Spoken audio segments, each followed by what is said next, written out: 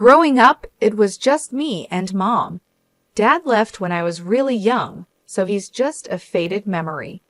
Mom worked really hard, juggling multiple jobs to keep us going and make sure I could do well in school. Because of her sacrifices, I got a scholarship that paid for college, so I didn't have to deal with the huge debt many people have these days. I studied business management, driven by a mix of ambition and fear of being as poor as we were when I was a kid. After graduating, I moved to the city. It was tough at first, living in a tiny apartment and eating cheap noodles more often than I'd like to admit. But I landed a job at a big company, starting as a junior and quickly moving up the ranks. A few years later, I wasn't just working there, I was running a whole department. It was more than a job to me, it was my domain. I made sure everyone on my team knew they were valued. During training sessions, I tell the newbies, lead with respect. Treat this job like you own it, and soon you'll be leading the team. The team was great, full of good people. When I got promoted to department head, we all went to a local bar to celebrate. It wasn't a fancy place, just a cozy spot with cold beer and lots of laughs. Here's to Maud, the boss lady. Simon, one of my oldest colleagues, raised his glass. Everyone joined in, clinking their glasses together. Thanks, guys. We're all in this together. Here's to kicking more ass and taking names, I shouted, and the team cheered back. That night, amidst all the celebration, I noticed a guy named Austin. He saw me looking and walked over with a confident grin. Couldn't help but notice the celebration. What's the occasion? He asked, leaning against the bar. Just a little career boost, I replied with a smile.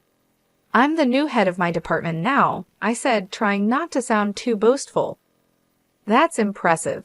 Must be a tough job, he replied, nodding appreciatively. I'm Austin, by the way. Maud. Nice to meet you, Austin. We started talking more seriously than I had planned. It turned out Austin was a financier and knew his way around numbers, just like I knew my way around project plans. Over the next 5 months, our casual dates turned into weekends together. Before long, I was spending more time at his place than my own. He had an amazing apartment with high ceilings, a view that made you want to show it off, and a warmth that my dingy rental couldn't match. One evening, as we looked at the city lights from his balcony, Austin turned to me with a serious look on his usually playful face. He took my hands, and I could feel his nervous energy. Maud, these past months with you have been the best of my life. I know this might seem fast, but when you know, you just know, right? He started, his voice a mix of certainty and hope. I nodded, the cityscape blurring as my heart raced. He pulled out a small box from his jacket and opened it to reveal a ring that sparkled in the light. Will you marry me, Maud? Yes, Austin, absolutely yes, I managed, my voice thick with emotion. And just like that, I was engaged to a man who truly saw me and loved all the parts of me, even the tough ones. The day I was supposed to meet Austin's parents, my stomach was in knots. As Austin drove us up to a sprawling mansion with a driveway longer than my entire apartment block, I realized they were more than well off, they were rich. Stepping out of the car, I felt the weight of the place. The house looked like something out of an old British movie, all brick and ivy with gargoyles staring down like they knew I didn't belong. Austin squeezed my hand as we walked up to the huge oak doors. You'll be fine, Maud, he whispered, but his voice sounded like he was trying to convince himself too. The door swung open, and there stood Mr. and Mrs. Michael. His suit probably cost more than my rent, and her dress was something you'd see in a magazine. The foyer was massive, with a sparkling chandelier overhead. The walls were lined with portraits of stern-looking people with titles like Sir and Lady. Maud, lovely to finally meet you, Mrs. Michael said. I'm Maxine, and this is my wife, Sydney, Mr. Michael said, his voice smooth, but cool with a hint of a practiced English accent. Mrs. Michael gave me a smile that didn't reach her eyes. Pleased to meet you both, I managed, trying to keep my voice steady as we moved into the dining room. Austin whispered quick tips about which fork to use, but his words were a jumble in my head. Dinner was served, and it felt like sitting in a freezer. The air was so cold with judgment. Mr. Michael pointed to a portrait of a stern-looking man with a thick beard. "That's Sir Daniel Michael, a direct ancestor from Canada. He came over in the 1500s to establish our family here," he said proudly. "Really impressive," I said, trying to sound enthusiastic, but it was hard to eat when I felt like every move was being critiqued. I reached for what I thought was the salad fork, but the silence that followed told me I'd messed up. I glanced at Austin for help, but before he could whisper anything, Mrs. Michael's voice cut through. "Perhaps things are done differently where you come from, dear," she said, each word sharp and precise. "Sorry, still getting the hang of all this," I mumbled, my cheeks burning hot. Austin tried to smooth things over by jumping into a story about us, but his parents were more interested in watching me struggle with the dessert spoon next. I felt smaller with each course, their stares heavy on my shoulders. After the icy dinner, we all shuffled into the Michaels' expansive living room. The plush carpets and heavy curtains made the room feel even more suffocating than the dining hall. I sunk into one of the ornate chairs, feeling like I was an exhibit in a museum about commoners. Mrs. Michael, perched elegantly on the edge of her seat, leaned forward. "Maud, dear, tell us more about your family. Your upbringing must have been quite different from ours," she said.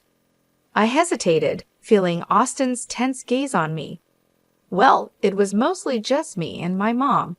My dad left when I was really young, and I don't remember him much. Mom did everything to raise me on her own. She's a nurse." The room fell silent. Mrs. Michael stood abruptly, her chair scraping against the wood floor like a scream. "This is unacceptable," she declared, her voice resonating with disgust. "We are descendants of an ancient English lineage. We have standards, traditions. I cannot and will not allow my only son to marry someone without pedigree or knowledge of her own lineage." Mr. Michael, who had been silently observing, finally spoke. His words were calculated, each one heavy with meaning. "It's essential for us that our family ties are strong and well documented. Maud, can you even name your great-grandparents?"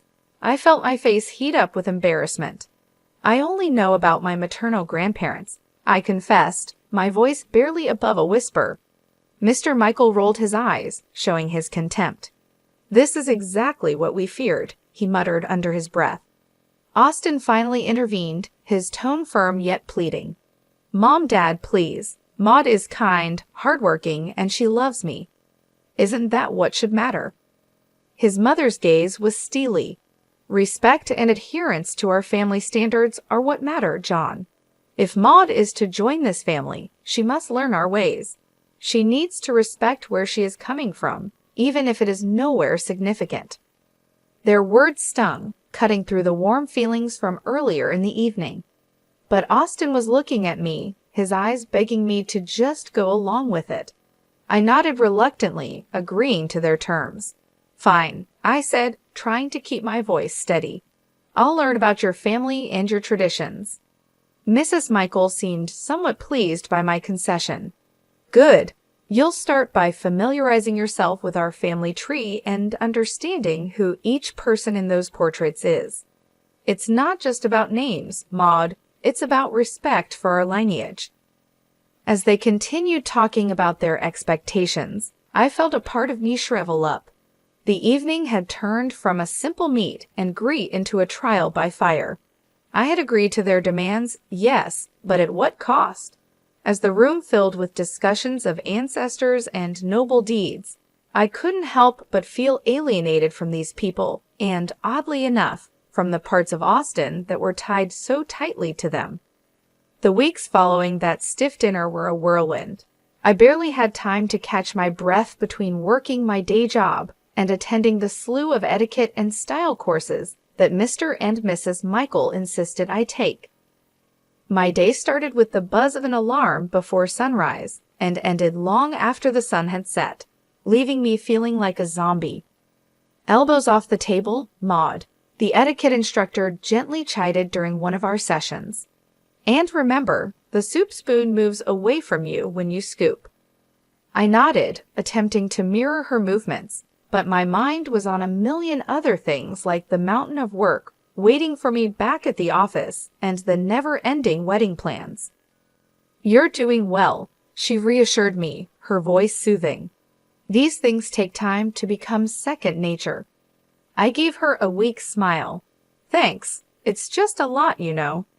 As if on cue, my phone rang. It was Mom. I excused myself and stepped outside to take the call, pressing the phone against my ear while trying to find a quiet corner in the bustling city. "Hi, Mom," I greeted, my voice more tired than I intended. "Maud, darling, how are the wedding preparations going?" she asked, her voice filled with excitement and a hint of concern. I hesitated, not wanting to worry her. "It's all good. Learning a lot. I even picked up how to waltz," I said, trying to keep my tone light. There was a pause, and I knew she wasn't entirely convinced. "You sound exhausted, honey. Are you getting enough rest? You know, all this shouldn't be so hard. You need to take care of yourself." I chuckled weakly. "I'll try, Mom, but there's a lot to juggle right now. Etiquette classes, dance lessons, work, and the wedding planning. Just remember what's important, Maud. It's you and Austin at the end of the day, not all these rules and lessons." Her words were comforting, but as soon as we hung up, the weight of reality settled back on my shoulders. I was caught in a tug-of-war between pleasing Austin's parents and maintaining my sanity. Every day felt like a marathon with no finish line in sight.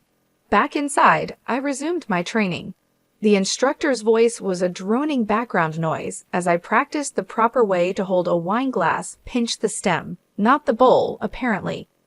In the rare moments of downtime, I'd find myself staring at the ceiling, wondering if all this was worth it, the constant scrutiny, the endless classes, the cold looks from Mr. and Mrs. Michael whenever I slipped up, which was more often than I liked to admit. One evening, as I was about to drift off to sleep, my phone buzzed. It was Austin, his text lighting up the screen. "How was your day? Miss you." I stared at the message, my fingers hovering over the keyboard. I wanted to tell him everything, to pour out my frustrations and fears, but I held back. Instead, I typed a simple, "Miss you too. Long day but all good." As I set the phone down, the silence of my apartment felt overwhelming. Was this how it was going to be? Pushing through the exhaustion, smiling through the stress, all for the sake of fitting into a world that seemed increasingly alien to me. The big day had finally arrived. The venue was a flurry of flowers, fancy dresses, and the faces of the city's high society milling about. My stomach was in knots as I tried to keep calm. I stood in my long, flowing white dress, trying to catch my breath. My mom came over and adjusted a curl on my forehead. "Everything will be just fine, Maud," she reassured me with a soft smile.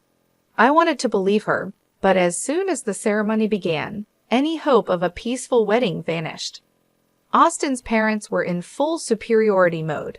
Mr. Michael greeted guests with an air of boastfulness, while Mrs. Michael quickly pointed out to everyone how they had made everything possible.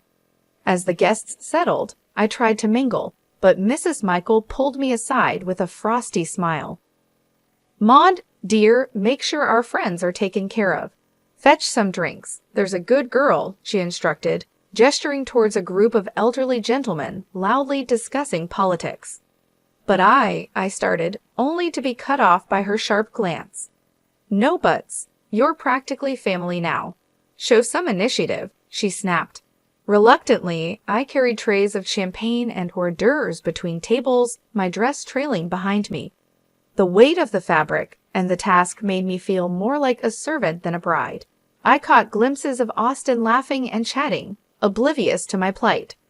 As I passed another round of drinks, I overheard Mrs. Michael's voice rise above the chatter. "Maud will be serving us tonight. It's good practice for her, don't you think?" Her tone was condescending, her eyes scanning the crowd for approval. That was the last straw. I approached her, my hands shaking slightly but my voice firm. I am not a waitress at my own wedding. There are staff here who are supposed to do this. Mrs. Michael stood up, her expression one of mock surprise. You should be grateful we allowed such a simple girl into our family. Remember your place, Maud, she hissed, her words like daggers. I felt a flush of anger rise to my cheeks. This is my wedding, not a performance for your friends, I retorted, my voice louder than intended. The room fell silent, all eyes on us. Austin, catching the tail end of our exchange, stumbled over, a glass of champagne in hand. What's going on here? He slurred slightly, his eyes not fully focusing. Your mother is treating me like a servant at our wedding, Austin.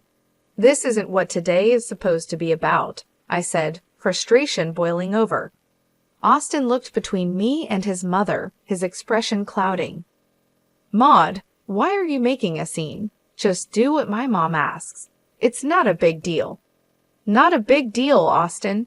This is our day, and your mom is ruining it. I shot back, disbelief and hurt swirling together.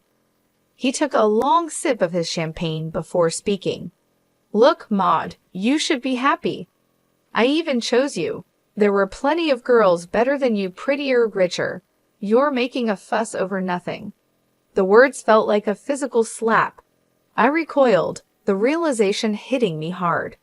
The man I loved, the man I was about to marry, didn't see us as partners. To him, I was just another accessory, something to fit into the perfect image his parents wanted. As I clutched my bouquet tighter, feeling like I might crumble right there, my mom came over. She took one look at me and wrapped me in her arms, the kind of hug that seemed to hold the world at bay. Honey, do you love this man? Do you really want to marry him? She whispered, her voice filled with worry. I shook my head, barely able to speak. No, Mom, I can't do this. I don't want to. Mom nodded, her jaw set in that determined way I knew so well. She gently took the bouquet from my hands and guided me to a chair, her touch reassuring. Then, with surprising sprightliness, she approached the DJ, asked for the microphone, and turned to face the gathered crowd. Ladies and gentlemen, may I have your attention, please? Her voice, clear and steady, cut through the murmurs, drawing every eye in the room to her. There was a hush, the kind that precedes a storm. She took a deep breath and turned to face Mr. and Mrs. Michael directly. I have something important to share about truth and pretense, she began, her gaze unwavering. I went to the same school as Maxime and Sydney Michael. Back then, they didn't carry an English accent or boast of noble blood. Their families were hardworking folks, just like ours. A murmur rippled through the crowd. Maxime's father was a mechanic, and Sydney's mother served tables at the local diner. She paused, letting the words sink in. The portraits, the accents, the surname, they bought them all to craft a past that would hide where they really came from. The room erupted into whispers, guests turning to stare at the Michaels, their faces a mix of shock and disbelief. Mrs. Michael stood up, her face red, the facade of aristocracy melting away. That's preposterous. But my mom wasn't finished. To think that you would stand on these fabrications and look down upon my daughter, judge her worthiness based on a lie. Maud is worth 1,000 of your false titles. She is real something you've long forgotten how to be. The guests were now openly murmuring, their looks of fascination turning to disdain as they gazed at the Michaels. Mr. Michael tried to speak, his accent slipping into something less refined and more desperate. We did what we thought was best. For whom? My mom cut him off, her voice fierce. For your son? For society? Or just for your own shallow pride? The confrontation had drawn everyone's attention, and now the room was buzzing, the atmosphere charged with tension and revelations.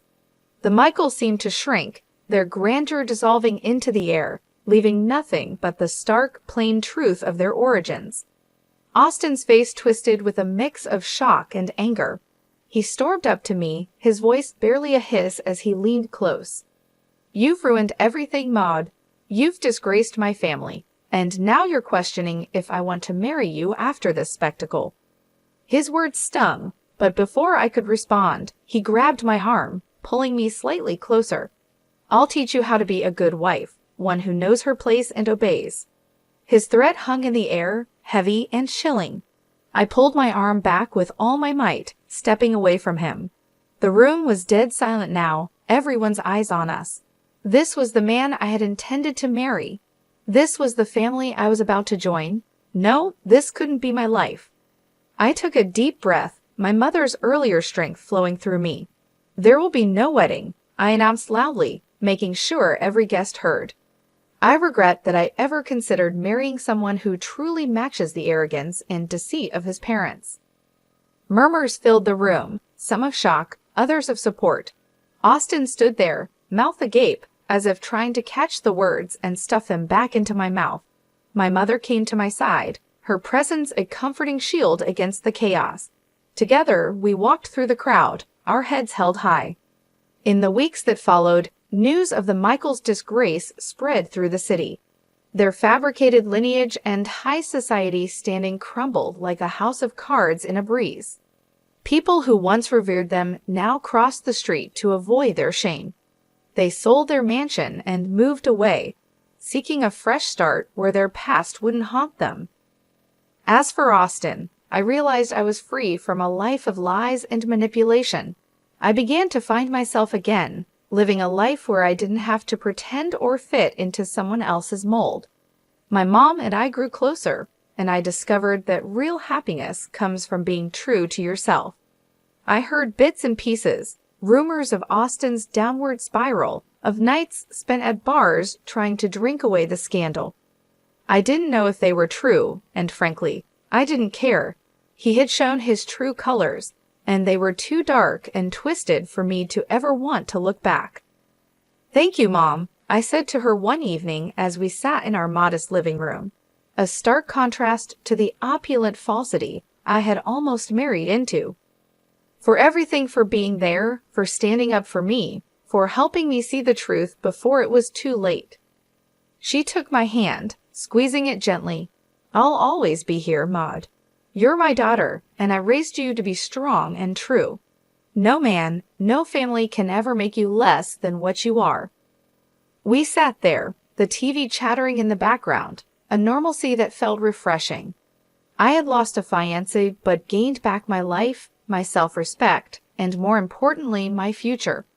After the whole wedding debacle, going back to work felt like walking into a sanctuary. My colleagues who had heard about the chaos were nothing short of supportive. "Maud, you dodged a bullet, girl," Simon said as soon as I walked into the office. He was leaning against my desk, a steaming cup of coffee in his hand, which he handed to me as a peace offering or maybe a welcome back gift. "Thanks, Simon. Feels good to be back," I replied, taking the coffee and savoring the familiar bitter warmth. And yeah, that bullet was more like a cannonball. Anyone who makes you serve guests at your own wedding is no husband material. "You deserve way better, hun," Sabrina chimed in from her cubicle across the way. I smiled, grateful for the camaraderie. "I think so too. It's nice to be back where I'm appreciated for what I do, not for the family I might have married into." As the days turned into weeks, the support from my team didn't waver. It was during this healing time that I met Andrew. He was a friend of a friend, nothing fancy about his background, just a genuine guy with a quick smile and an easygoing attitude that was infectious. We met at a small get-together, just a few friends hanging out on a Saturday afternoon. He was there, laughing at something silly when I walked in. "Hey, you must be Maud," he said, standing up to greet me. "I've heard a lot about you. All good things, I promise." "Thanks, Andrew. I hope they didn't embellish too much," I replied, trying to match his easy demeanor. We hit it off instantly. His family was the polar opposite of the Michaels. The first time I met Andrew's parents, and they welcomed me with warm hugs and genuine smiles. "Maud, we're just glad Andrew found someone who makes him so happy," his mom said, pulling me into a hug as soon as I stepped through their front door. It was refreshing, the simplicity of it all. No pretenses, no demands, just mutual respect and acceptance. Andrew and I weren't rushing anything. We were taking our time getting to know each other beyond the surface level. We enjoyed long walks, quiet dinners, and endless conversations about our dreams and goals. I found myself relaxing in his company, appreciating the normalcy and ease that marked our growing relationship. It was a stark contrast to the pressure and expectations I had faced with Austin and his family. Back at work, things were also looking up. My colleagues continued to be supportive, and the office felt like a second home. One day, my boss called me into his office. "Maud, I just want to say we've all noticed how you've handled everything. It's not been easy, but you've managed to keep your performance top-notch." I nodded, unsure where this was leading. "We think it's time for another promotion. You've proven you can handle just about anything, and your leadership has never wavered." Leaving his office, I felt a surge of pride. With a new relationship developing, a career on the rise, and the respect of those I cared about, I was finally in a place where I felt I belonged.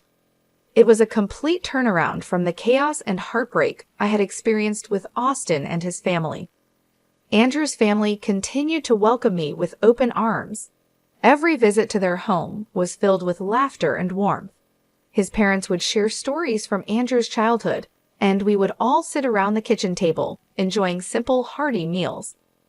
I felt like I was part of their family, and the feeling was mutual.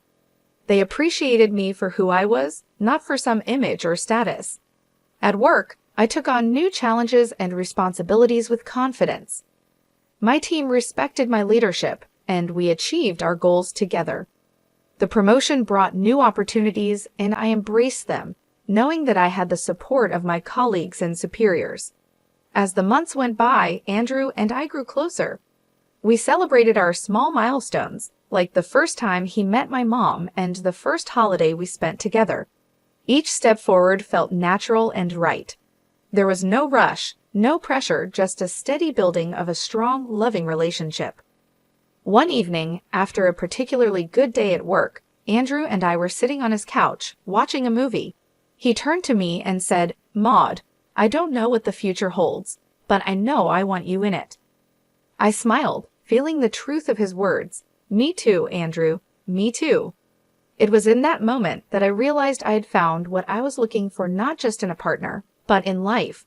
I had a loving relationship, a fulfilling career, and the support of people who truly cared about me. I had found my place, and it felt like home.